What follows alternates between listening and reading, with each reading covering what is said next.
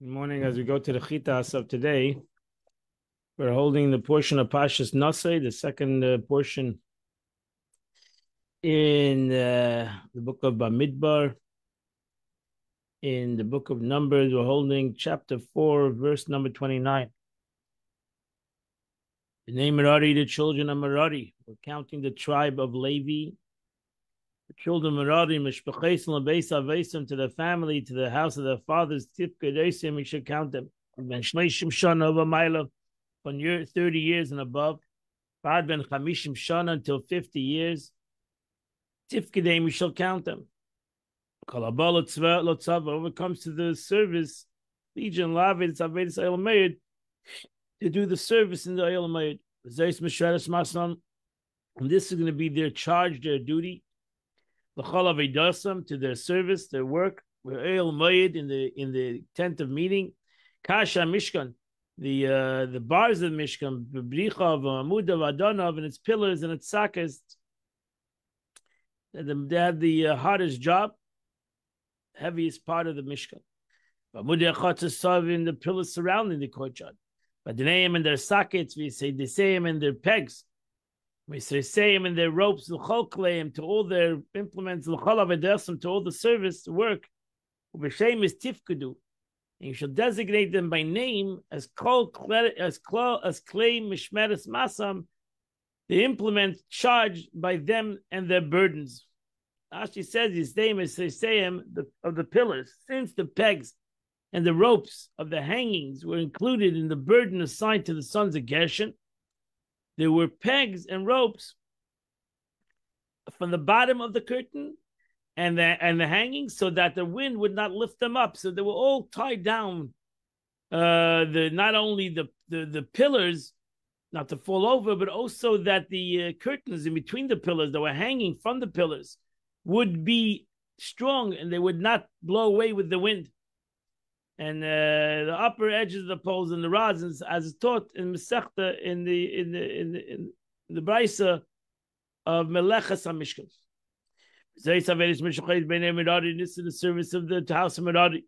To all their work, made in the tent of meeting, Biyadi Samar, they were all under the direction of Isamar ben Aaron HaKohen. Verse 34, and then the chieftain, the leaders of the congregation counted the sons of Kos, the Mishpachesim to the family, Beisavesam to the father's house. Shleishim Shana Ma'ila from 30 years and above, but Mechamishim Shana until 50 years, called Abala Tzava, all that came to the army, La'aved Ba'ayel Meir, to work in the tent of meeting. And their tally, according to the families, Alpayim V'Sheva Meis, was 2,700 v'chamisha. Eile Pekudei Mishpachesa Kahasi. This was the number of the family of Kahasi. Kala Evra El Meid, all those that did in the El Meid. Ashapok and Meishav, which Meishav counted up Yashin. Vyad Meishav, according to the mouth of God, in the hand of Meishav. Verse 38, could have been a Gershon, the counting of the children of Gershon. The Chesed Vesavesam to their family, and to the house of the father. Ben Shleishim Shana Ma'ila for 30 years and above. Ad Ben Chamishim Shana to 50 years. Kol Abala Tzava, all that came to the legions, La'aved Be'el Meir, to do the service in the El Meir. V'hi Pekudeim, and the total Mishpachesam to their families, the Beis Avesam to the house of their fathers. Apayim V'Sheish Meis, 2,600 Mishleishim and 30. This is the number of the families of children of Gershon. All those that served in the El Meid. Asher Pakad Moshe, which Moshe and Avadim, which Moshe not encountered up Yashem. Good to b'nei Mishpachis b'nei Merari, Mishpachis and Vesavos, and also to the tally of the family of the children of Merari. To according to the families and according to the house, father's house, Shleish son of Amayla, from 30 years and above. Ad Bechamishim Shana till 50 years. Kalabala Tzava, when it came to the legions, La'aveda Be'el Meir, to do the work in the tent of the meeting.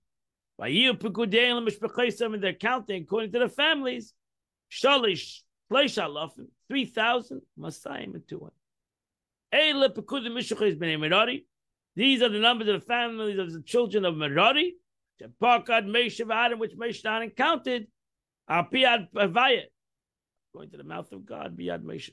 Call up Pekudim, verse 46.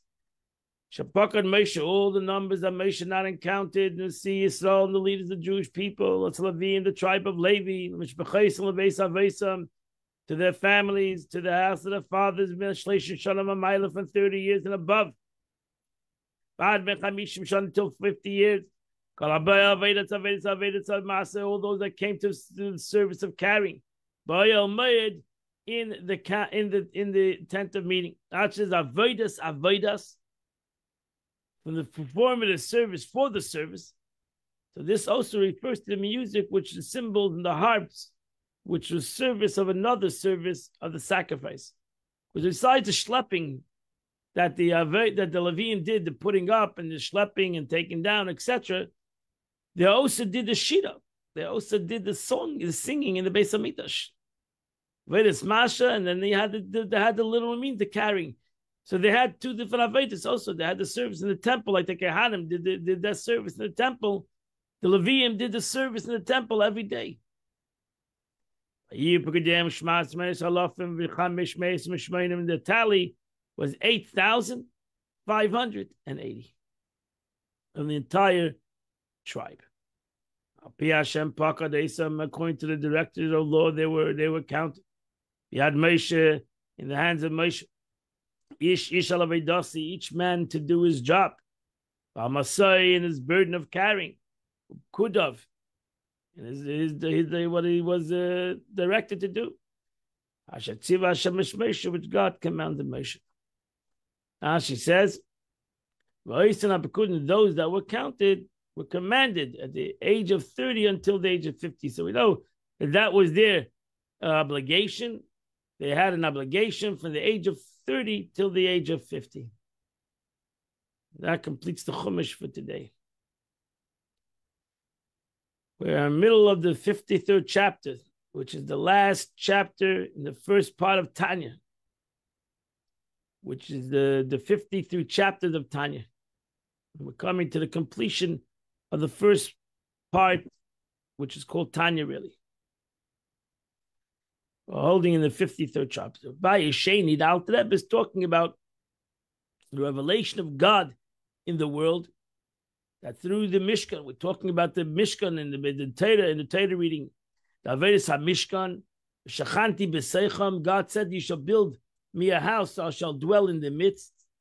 So the Eibush revelation of God in the world happened in the Mishkan, and then the first Beis HaMikdash, the first temple that stood for 400 years, and then there was Churban Bayis Rishon. The Yidden went into Galus for 70 years, and then they came and built the second temple. So the second temple was taka bigger in size also, and it lasted for more years, but there was missing two important things. And that was the Aron and the Luchas. There was missing the ark and the tablets that were in the ark. So the second temple, which the ark and the tablets were not there, these being amongst the 5 things found in the first temple that was lacking in the second temple. The Urim Tumim was also missing in the second temple. So what was the point of that? What was the meaning of this missing these things in the second temple? So the Gemara and our sages tell us that there was the Shechina didn't abide in the second temple like in the first temple. Pirush Madlegis Hashchina Shasher B'Rayishin. This means that not that God forbid the Shechina did not abide at all. So as we learned constantly, the Shechina is there wherever it is. The Shechina, as it says, even when he went to Galus, the Shechina is with the Yidden, with the world. But it was not in the same revelation again.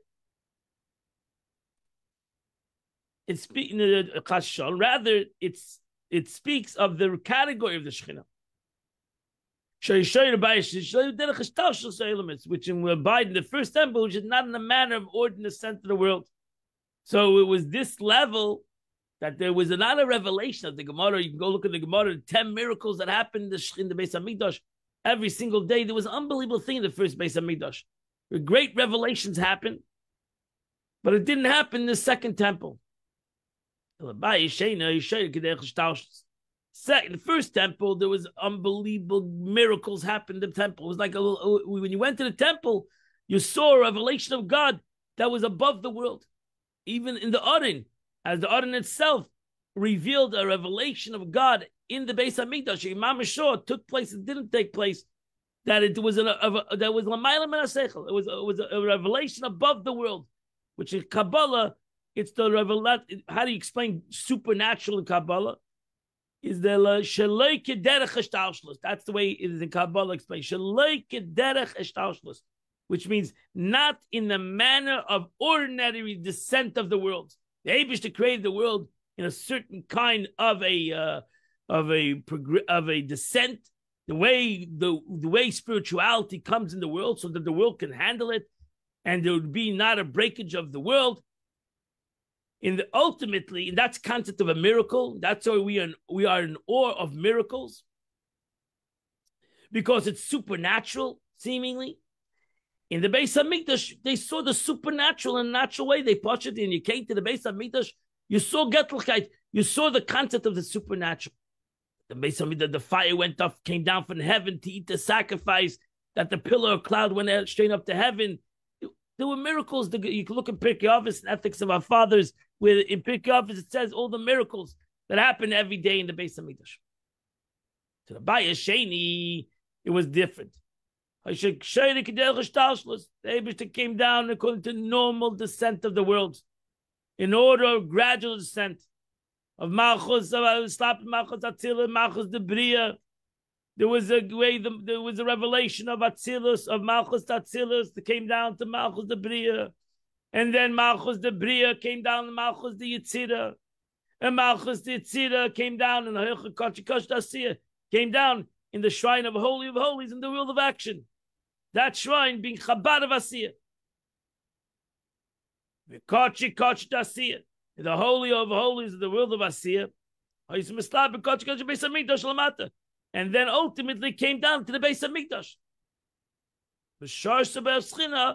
And the Malchus in the Beis Hamikdash rested Malchus of the world of Yitzira. And ultimately came down the revelation of God in the Kochikochim of the second temple, the Holy of Holies, the second temple, and over there rested Malchus the Yitzira. There rested Malchus of the world of Yitzira. So therefore, even though there was no Aron in the Holy of Holies, there was no Aron there. And seemingly, if there's no Aron, why couldn't anybody go into the Holy of Holies? Nevertheless, and therefore, even in the second temple, there was no Aron. Still, nobody was allowed to go into the Holy of Holies. Levat Kohen Gadol Kippurim. Besides the Kohen Gadol on Yom Kippur, and we know that even the Kohen Gadol and Yom Kippur, it was a very dangerous thing to go into the Holy of Holies. That many of them died in the Holy of Holies on Yom Kippur. Why? Because even though there was no Aron, nevertheless there was a revelation of God in the Holy of Holies. Even though it was a gradual and the descent from one world to the other, but ultimately there was a revelation of God in the Beis Hamikdash. So therefore, it was still the Beis Hamikdash, and it was more beautiful than the first temple. It was bigger than the first temple, and ultimately it lasted longer than the first temple, the second temple. What happens now? Now that the second temple was destroyed, so we don't even have a Beis Hamikdash anymore. We don't even have a physical Holy of Holies anymore. The Gemara says, which a sanctuary is a part of God, resides in the shrine of a Holy of Holies. And Torah mitzvahs mentioned earlier, the Shekhinah must reside in the Holy of Holies. HaKadosh Baruch Hu, the Holy One, blessed be He. The Gemara says, has but the 4 cubits of halacha, levad alone. What does that mean? What is the meaning of the Gemara that the Talmud says that Mishachara Beis Hamikdash, from the time of the destruction of the temple, God resides in halacha, in Jewish law. The Torah is the shrine of the Holy of Holies that connects God with the world. This is the Torah. The illumination of the Shekhinah, which is Kodesh, which is holy, meaning separate from, apart from the world, to become Baruch. And the word meaning root to draw down. Kodesh Baruch Hu is drawn down into the world in halacha. HaKodesh Baruch Hu. El Badala Amish Halacha, in the 4 cubits of Jewish law. And therefore the Mishnah says in Pirkei Avos, that even if one person sits by himself and learns Torah, the presence of God is with him. Brachas, Perikama has brought down the first chapter of Brachas. Perish Shechina Imay. What is the meaning that the Shechina, the presence of God, is with him? It means that although he's being in this material world, the Shechina is less and less with him. The level of Shechina that is with him. In order of the gradual descent of the investment of Malchus of Atzilus, the Malchus the Bria, Malchus the Asiyah, it comes down to him. So Shechina Imam, just like the Shechina was in the Beis HaMikdash, first temple, in the second temple, the Shechina is with him. It is thus inferior even to the dwelling of the Shechina in the second temple, self-understood.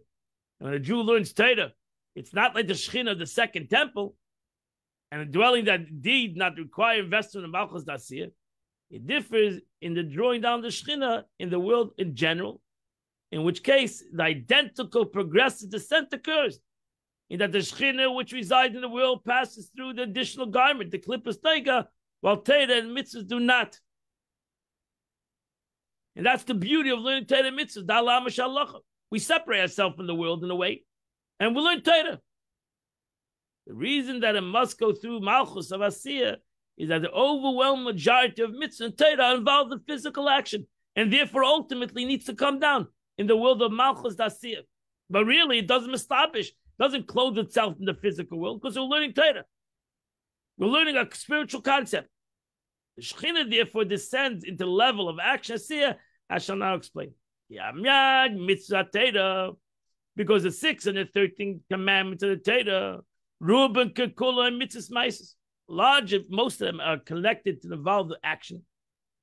And not even does a mitzvah involve an action, but even learning Torah is you're learning Torah through your physical body.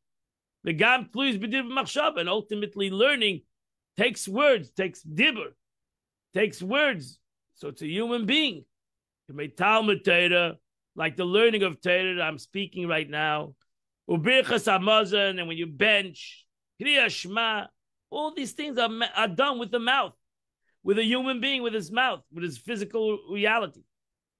This is even so, though mitzvahs involve thought, seeking to grasp the concept that one studies, and to experience kavanas in the Shema and prayer. As such, they are not bound with action. So even though thought is more spiritual, so really this thought doesn't have to do with action. Speech is one thing. We know the rule. We have the general rule that you're not doing the mitzvah if you only do a behira. You only do it if you only meditate. A person only meditates and doesn't daven, then what is the whole point? It's lav kedibur dummy, and you did the mitzvah of davening. You didn't do the mitzvah of praying. If you have all this thought and you didn't actually learn, so what is the point? The whole kavanah is that you should daven better and you should learn better. That you don't do the mitzvah of limud Torah, you don't do the mitzvah of davening, kavanah alone, even in his manner of meditation is close to speech, as a case when one thinks about the way in which he'll utter the certain words, which are called hirur. Hirur is thought. Is not a mitzvah. It's wonderful. You can learn kavanah. It's important to meditate, and it's important to have unbelievable machshava, to be able to think in a positive way. But you didn't do the mitzvah. You didn't do the actual mitzvah. We talk about mitzvah. In the aspect of the mitzvah, until he gives the utterance of his lips. We have already established that Akimas Svasas have a Maisa, that we move the moving of the lips. When one is speaking, you might say, what is speaking? Maybe speaking is not an action either. So we have established in the Gemara already that the Gemara says Akimas Svasas have a Maisa. That's why it says you have to do what you said. Even though, what do I said? It has no value. The halacha says the opposite. A person says something, that makes him obligated. Because Akima Svasa, the moving of the lips, that I say something, now I have to do it because it's an action. In which case, all mitzvahs involve a form of action. So therefore, ultimately, every mitzvah, even Limat Torah, is an action. Even though it's only with your mouth. Even davening is an action. Even though it's with your mouth. Because ultimately, your mouth is an action. The Rebbe explains that the Alter Rebbe will now anticipate the following question. Still remains to be understood. Why specifically the 4 cubits of halacha take the place of Holy of Holies? That's really the question. Why doesn't davening take the place of Holy of Holies? Why the halacha? Dalad amesh shal halacha. That's why it's important to learn halacha. We say it every day in Adalad. Kol hashayna halachis. In the Mishnah it says, whoever learns halacha, Jewish law, not only learns Jewish philosophy or Jewish Torah in general, Dafka learns Jewish law. Muftach lisha ben elam haba. He's for sure that it'll be a son, it'll be a person of the world to come, because when a person learns halacha, he brings a shechina to the world. Dafka halacha. So the question, why halacha? Why not if I learn Torah in general? Why not if I do a mitzvah? Why not if I do davening? Why dafka halacha? It still remains understood the specific 4 cubits of halacha take place of the Holy of Holies. Why should it not be the Jew studies Torah? Not halacha. For there too the Shekhinah is with him. Right? Because the Mishnah doesn't say whoever learns halacha. The Mishnah is called whoever learns Torah, even by himself, the Shekhinah is with him. So if the Shekhinah is with me, but I learn Torah in general, why does the other place say halacha? The Alter Rebbe therefore explains that halacha possesses an essential merit, a special merit of expressing divine will. Because halacha is the Eibishter's Ratzon. Is what the Eibishter, what God wanted in this world, is halacha. This philosophy, this Torah, self-understood, Torah philosophy, which is beautiful, and we all need to learn Torah. But we need to know what the Eibishter ultimately God wanted from this world. That's halacha. That's halacha. Without halacha, without Jewish law, you don't know what God wanted in this world. To transform the world. But Hayag, mitzvah Torah. So now the 6 of the 30 commandments of the Torah, which is halacha. Im Sheva, mitzvah Rabban, which is also counted as 7 mitzvahs that the rabbis added, which is gematria altogether. They equal 620. 620. Which is the word kesed, which is the crown. What is the crown in Kabbalah? Kesed. Kesed is kaf, saf, reish. So what equals up to kaf is 20, saf is 400, reish is 200, so 620. So 620, which is the Ratzon Elyon, which is the kesed, we all know in Kabbalah, that kesed is above chachma. Kesed is the crown which crowns the wisdom. What is the crown, so to say, of God? Is the Ratzon HaKadosh Baruch Hu, the Ratzon of the Eibishter. The Ratzon which is higher than Chachma. So that's really what mitzvahs are. The halacha is the Kesed of the Eibishter. The halacha is the Ratzon, is the will of HaKadosh Baruch Hu. Will is called crown, like a crown, and encompasses the head and the brain. Again, as a Kodesh, which is discussed at length, the concept of Kesed in Kabbalah. With the crown surrounds the head, which is the wisdom, is meluvish, which the Ratzon is meluvish, is enclosed in the Chachma, in the will of the will is enclosed in the wisdom of God. Thus, in addition to the fact that the Torah is God's wisdom, which is descent in a downward progression of the world, becomes the shrine of the Holy of Holies of the Shekhinah, there's an additional quality of being supernal will, the Ratzon of the Eibishter, So we have within this the concept of chachma, the aspect of wisdom, and then you have self-understood, the ratzon of God, the will of God, which is even loftier than wisdom. This is the uniquely found in halacha of a mitzvah. So when you learn halacha, not only you learn the wisdom of God, you learn the will of God, what God wanted in this world, whatever the mitzvah is, as an expression of God's will, the supernal will. This, which God's will, but Sefer is one with the light of God, Sefer. In the perfect unity. So if Chachma is united with God, the wisdom of God is God, then for surely the Ratzon of God, the will of God is God. In the ultimate aspect of union. Furthermore, in an earlier statement that the Torah derives from the supernal wisdom, as Alter Rebbe will now say, the oral law also emanates from that source.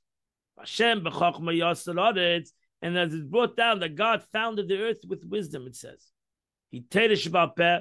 This refers to the oral law, the nafka mechachmi law, which is derived from the supernal wisdom. As is brought down in the Zohar in Kabbalah, the Abba Yostad Baita, that the father Chachma beget her daughter Malchus. So Abba Yostad Baita, that the father is the source of the daughter. Father is Teresh B'Ksav.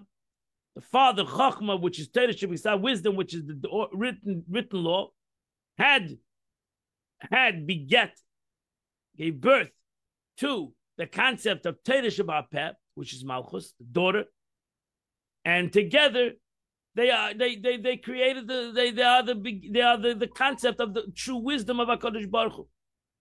And what is Teresh B'Peh? What is the oral law? That's halacha.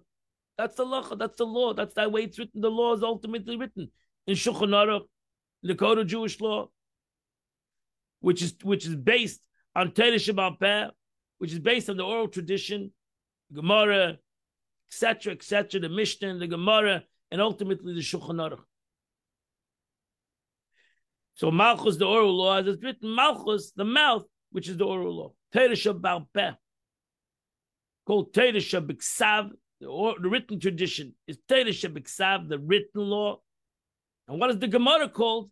The Mishnah and Gemara called Torah She'B'Peh, the Torah that is in the mouth.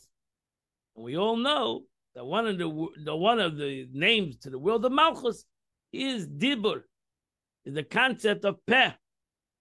So that's why the Gemara and Mishnah, etc., and ultimately Shulchan Aruch, the code of Jewish law, which is called halacha. The Jewish law is called halacha. Law is din. It's called halacha. It's the way of life. The way halacha means to go, to walk. Shulchan Aruch, it's called a set table, but it's called ultimately Dvar Hashem Zu halacha. So where do we find it? When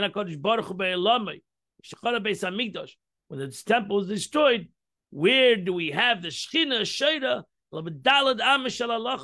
Shechina, presence of God. That means where is the presence of God? The Chachma, the wisdom of God, the Ratzon of HaKadosh Baruch Hu. Where is it reside? It resides in the 4 cubits, so to say. Dalad Am is the 4 cubits, because that's Mekayim Shalodam. That's where you have a place. You can establish a place is in your 4 cubits, so to say. Is in halacha, in the concept of learning Jewish law, because over there is revealed the concept of the Shechina, the concept of the wisdom of God, and ultimately the Ratzon HaKadosh Baruch Hu, the will of God to the world. And that completes the Chumash, the Tanya of the day. Today is the 4th day of the month, which is chapter 23 to chapter 23 to chapter 28. If you do those 6 chapters, you do the Chitas of the day. I wish you a wonderful and beautiful day. And Mir Shem, we'll see you all tomorrow. Before Yontiv, tomorrow we will continue to learn Chitas together at 8 a.m. And then we have to Yontiv Bezat Hashem. So I wish you all a wonderful and beautiful day. Have a happy and healthy day.